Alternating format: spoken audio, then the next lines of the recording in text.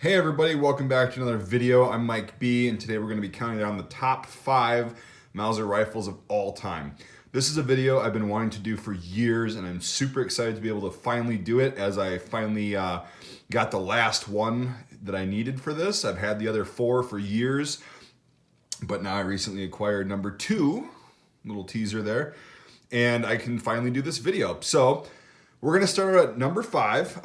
These rifles, again, Mausers are just good in general, but these are what I think are the top 5 best Mauser rifles ever made and ever used by any military in the world. Just due to craftsmanship, service life, ease of use, accuracy, reliability, and just the overall appearance of it. So without further ado, number 5 on our list is the German Karabiner 98 Kurz, or the KAR-98K, better known as the K98. So I'll just say that. But for you German speakers, I figured I'd give you guys some homage. Anyway, so this rifle was designed and implemented in 1936. Well, designed a little bit before that, but officially adopted in 1936 by the German military and served through World War II and still is serving today in ceremonial capacities. This rifle's been used by just about every military in the world that's been using weapons since 1936. It's chambered at 8x57mm Mauser, which is a powerful little cartridge for this carbine length rifle. And if it was good enough for the Germans to take over a good chunk of the world using this rifle, well, it's good enough for you to have in your collection to go out and shoot at the range and go hunting with once in a while. It's a beautiful rifle. The craftsmanship is really good. This one is kind of how I like them, used and abused, but still in functional shape. And yeah, this one was made in 1938 and refurbished in 42. Just look at that, the mid to late war laminate stock, and then I don't know where my cleaning rod is. But anyway, this comes in at 5th place because it is arguably one of the best Mauser rifles in the world and throughout history in general. It was an improved version of the Gewehr 98, and I don't think they could have really improved much on this carbine version as far as German military forces are concerned. So this is coming in at a solid 5th place, which is pretty good out of all the Mauser variants. And now we'll move on to number 4. Number 4 is the Czechoslovakian VZ-24 Mauser, also chambered at 8mm, and it is also a carbine length rifle. So in 1924, the Czechoslovakian military decided to kind of cut down the size of their Mauser 98 style rifle and improve it a little bit by using a different rear sight and just making the bolt extremely smooth. It's about as smooth as you can get on a Mauser 8mm platform, besides the Gewehr 98 itself. This thing feels like a Gewehr 98 in a smaller, more convenient and lightweight package. The front sight was issued with this shroud, which makes it actually really easy to use with the V-notch rear sight. You get the full handguard on here, so it's less likely for you to burn your little paws when you're handling it after you've been shooting it a lot. This thing is extremely accurate, reliable, really fun to shoot. This particular one was a Romanian used one, a Romanian contract, dates to about 1938 or 39-ish, probably 38. That was the last year they stopped making them. Anyway, and the Czechs made these for just about everybody who had the money for them. So these went to China, these went to South America, and they're just a super solid Mauser rifle. This is probably my favorite carbine. I actually like this more than the K98, just for the simple fact that it's got the straight bolt on it, which makes it super smooth and fast to shoot any time of year with gloves on, with gloves off. And I just have never had any problems with this. I love this thing, and I think it deserves the 4th place in the best Mauser rifles of all time. So we've got number 4 is the VZ-24 Mauser. Coming in 3rd place is a very often overlooked and extremely underrated Mauser rifle. We have the Chilean Model 1895 Mauser rifle, chambered in 7x57mm Mauser. And look at this beauty. These are antiques if they're made by the Ludwig Löwe Company. They were made in 1895 to I think 1897 or something like that. So not only are they extremely amazing, they're also mostly antiques if they're made by that company. So these things are some of the smoothest shooting Mauser rifles I've ever fired. The caliber 7x57 I actually prefer over 8mm, just because you can shoot it almost all day and you won't even feel it in your shoulder. It's just as powerful, and I don't know why. I think it was just a money thing. They wanted people that, you know, in South America to use a different caliber than Europe was using or whatever. But I actually think the 7mm was a far superior round for the Mauser than the 8mm, but that's, again, my opinion. That's not a fact. But anyway, this thing, the recoil on a 7mm is so minimal that, yeah, you can shoot it all day. It's extremely accurate. These things are super easy to use. You've got the cock-on closing action, which I actually like because you can cycle them super fast. It's that nice 1895 action, and I just love these things. They're really underrated because I think people think that 7mm is really hard to get. It's really not. It's commercially available. These things are just about as standard of a Mauser rifle as you're gonna get.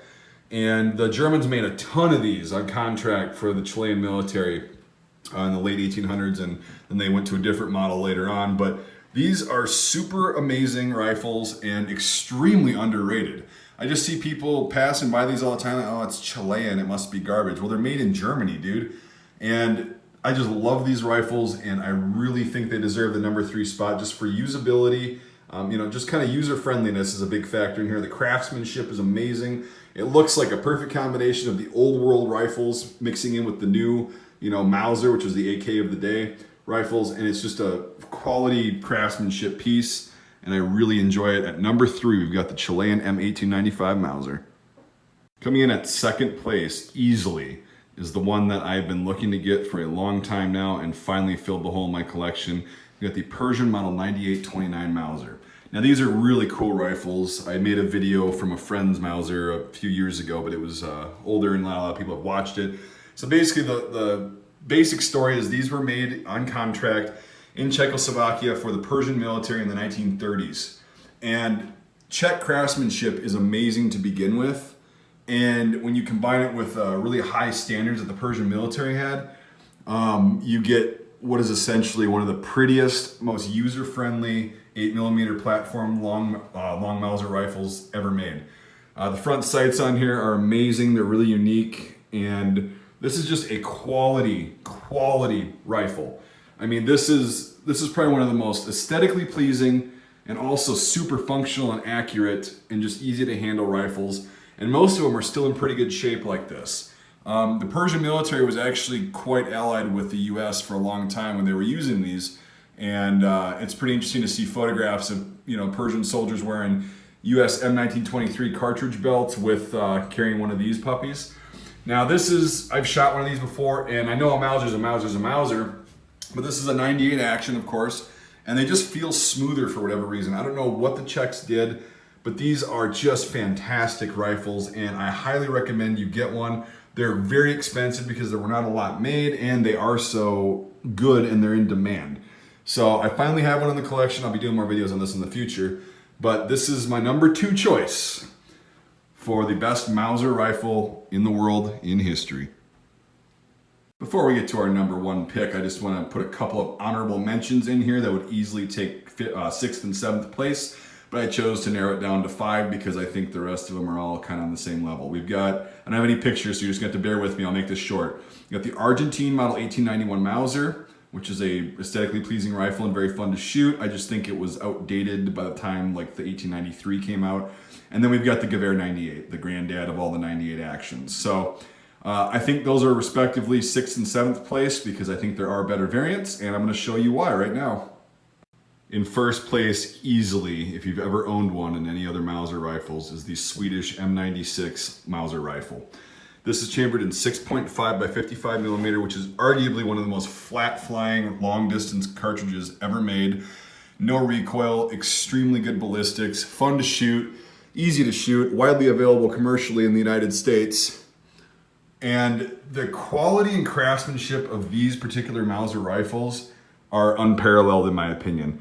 They are so unique, and yet they're still a Mauser that everything about it is just user-friendly, easy to use, very, very ergonomic, and also makes a lot of sense. The 1896 Mauser action is a cock-on closing, but you've also got this little knurled piece right there to actually allow you to decock this rifle, unlike a lot of other Mauser actions where you really can't grab the cocking piece. Plus, you've got the typical Mauser flip safety. So you've got those 2 safety features, plus a super strong Mauser small ring action, plus the cartridge itself, which is, the 6.5 by 55, which is just amazing to shoot. It's probably one of my favorite rifle cartridges ever, even not in a Swedish M96. But I prefer the long rifles because you get a little bit more distance than you do with the carbines, although they're made to the same standards and quality. The earlier M96s were going to be made in Germany, And then this one was made at the Carl Gustav factory, as you can see, in 1916. So early 1900s, they kind of started producing them in Sweden. If you can get your hands on one of these, this is, I think, the absolute best Mauser rifle ever made, and you will not regret your decision to buy it. I have yet to actually meet somebody that says they did not like their Swedish M96 Mauser. It's a long rifle, it's not that heavy. You can literally shoot this all day and not have a sore shoulder at all. And out to, I mean, it's child's play hitting targets at 500 yards with open sights. The sight shrouds are optional. Make sure you get one of those. I like them. If you don't like them, they come right off. So you just have a standard V-notch, but it's a little bit wider, so it's actually easier to use. I don't know. These things, I don't know what more to say about them. This is my favorite Mauser rifle, and I've talked to a lot of my surplus collecting friends who also agree. They say, hey, we like Mausers. Mausers are excellent rifles, period, but nothing beats the Swedish M96. So there's my top 5. I've been wanting to do this video for so long, and I finally was able to do it because I got that Persian 9829. Let me know what you think in the comments. You don't have to agree with me, that's fine, but this is arguably, my friends and I have pretty much agreed on these for the past few years that this is the top 5. And then from there, yeah, we've got the Argentine 1891, the Gewehr 98, and some other variants that were pretty good rifles, but just don't hold up to the quality and the use and just the aesthetically pleasing part, I will say, of these other rifles. So let me know what you think, and make sure you also consider supporting the channel. Go in the description. There's plenty of ways you can do that there. It really helps me be able to create cool content like this with your support. I was able to fund that Persian Mauser with some of the money from Patreon. Also, make sure you subscribe if you haven't already, but you know, you're going to do it if you want to. I'm not going to be able to talk you into it. So anyway, thanks for watching, everybody, and I really hope you enjoy this video. Let me know if you got any questions or anything, and we'll see you on the next video.